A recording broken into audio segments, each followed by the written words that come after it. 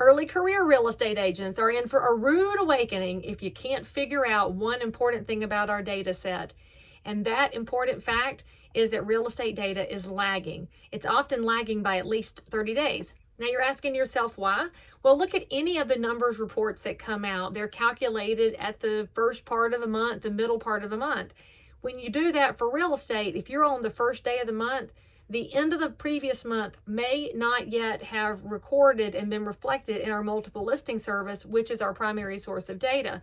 Here's why that is. If you are a renter and you make a rent payment on April 1st, you are paying in advance for the month of April. Mortgages work in an entirely different way. When you make a mortgage payment on April 1st, you're paying for the previous month's interest. So we're paying in arrears.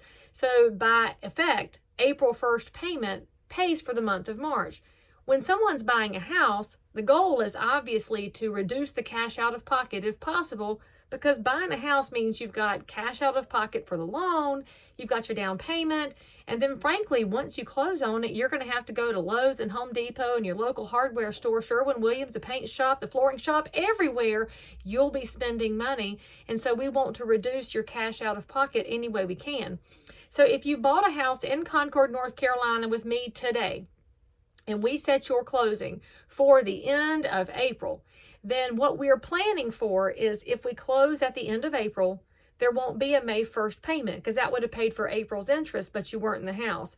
So when you close on April 30th, your first payment would be June 1st to pay for the May interest. Therefore, you get to skip a month. When we set everything up that way, it's to the benefit of buyers and sellers. That's a good thing. But the detriment is to understanding our data in real time. In a market that's transitioning. So right now we're in a recessionary era. We've got interest rates that are up. We've got inflation rates that are up. We still don't have enough houses to sell and people are moving here. So it's a very interesting set of conditions. But what happens is if someone calls and says, hey, Leigh Brown, I want to sell my house. Great. I pull up the address. I pull up the historical sold properties. I'm going to look at the last 90 days because that's what the Fannie Mae guidelines prefer. I'm going to have a whole data set. However, 90 days ago could be an entirely different set of market conditions. So I'm going to take that into account because it does tell me a story about the market. It tells me what people were willing to pay. It tells me what lenders were willing to lend on, what appraisers said hello and yes and we're good with. And now I'm going to look at the other piece of data, and that's the active listings. So you always want to pull up what's unsold in the marketplace. There are a lot of reasons for houses to be unsold. The first one could be a lack of demand. That's not our problem here in Cabarrus County, but it can be a problem in a certain zip code, a certain school zone, near the highway, lots of different reasons for there to be a low level of demand. So you're going to take that into account. The other reason some properties have not yet sold is that their condition lags the market. And when I say the condition lags the market, it could be that it's got shag carpet from 1972 and the rake is gone. It could be that there is avocado green sheet linoleum in the kitchen. And while I do have some fond memories of avocado green sheet linoleum, I don't want it in my house now. So condition that is lower than market could be affecting a property's ability to sell. And then, of course, there's the price. The price of any property should be a reflection of the first two items, the location and the condition. But you as a professional are going to have to take a look at all those factors and say, why is it still sitting here? Which of these factors could be impacting it? And marry that information with the historical sold properties. That's how a home seller can get an angle on how they're going to compete. If the seller of the house doesn't really want to compete in the market, it might not be a market in which you put a sign in the yard. They might just take a little 6-month or 12-month breather and see what happens. But if they want to sell because they found the perfect house and they're determined to move, then your job is to take the data of the past and the unsold properties of today to figure out where that house fits in. And if you're an early career realtor, I've got to tell you, the last 3 years have been an anomaly. The COVID era real estate was wild, it was white hot, and it was just wildly out of control. Now that things have normalized a lot, it's time for you to learn how to put all the data pieces together to serve the public. If you don't know how to do those numbers, First of all, call your local multiple listing service and talk to the staff, because I guarantee they have training that will help you evaluate the data in the best possible way. It's often interesting to me that real estate pros fail to understand the power of the marketplace the multiple listing service is. It is not just the data points, it is that each member, by virtue of being a paying member, has agreed to the bylaws, and the bylaws say that we cooperate fairly with each other. No matter how much volume you're doing or what brand you are, we have equal and fair access to the information, so our clients have equal and fair access to the real estate market.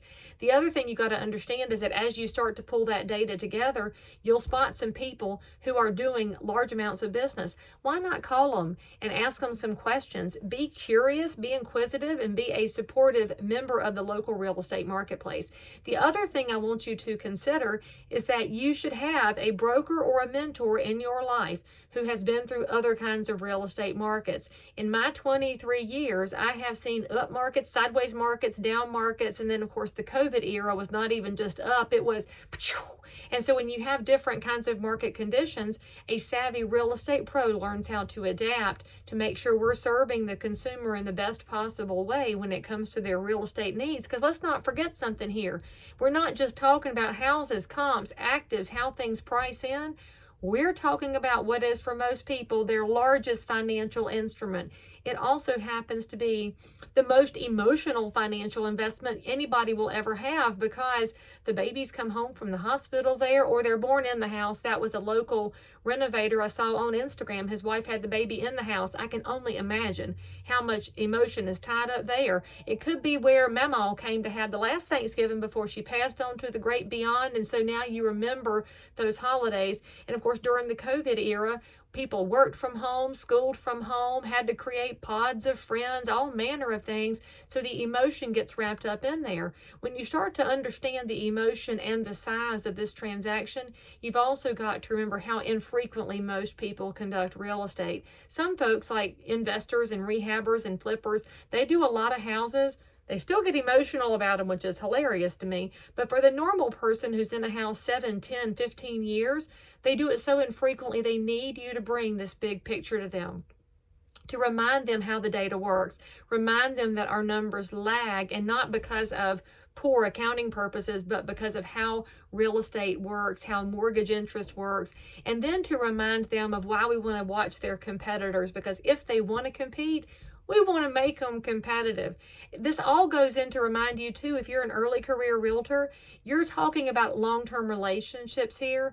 So try to get your eye off that focus of that one next sign in the yard, and instead think about what the American dream means to the neighbors that you have the opportunity to serve. Sometimes that means serving them now before they need you later. And by the way, if you need more information on how interest works and how all these things work, check out some of these videos. I got you.